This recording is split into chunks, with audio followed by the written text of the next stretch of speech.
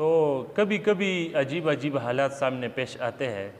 तो एक आदमी था, उसने मुझे सऊदी से रिंग किया, तो कॉल करके उसने मुझे एक अजीब मसला मुझसे पूछा। और वो मसला ये था, वो फरमा रहा था कि मौलवी साहब मुझे बहुत टेंशन है ले, और मुझे एक मसला है, उसका जवाब चाहिए। मैं भी ज़रा चौकन्ना हो गया कि कोई बहुत बड़ा मसला होगा। दिमागी तौर पर मैं उनके लिए हाजिर हो गया। तो मैंने कहा चलो बताओ क्या मसला है। उन्होंने कहा कि एक लड़की है जो मेरे नाम पर बैठी हुई है, मगर अभी उसको साथ निकाह शादी नहीं हुई है, बस सिर्फ मेरे नाम पर है।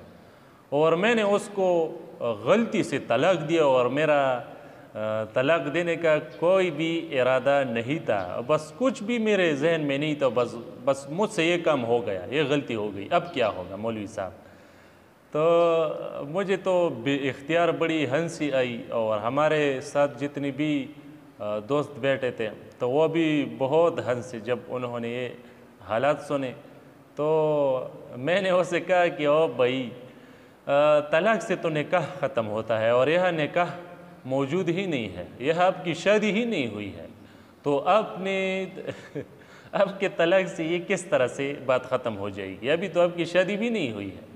हमारे पठान कहते हैं ना कि चिन्ह दीवी सब उम्री नो, मतलब अगर आपका कुछ है ही नहीं तो वो मरेगा किस तरह से। तो कभी कभी ऐसे लोग भी सामने आते हैं।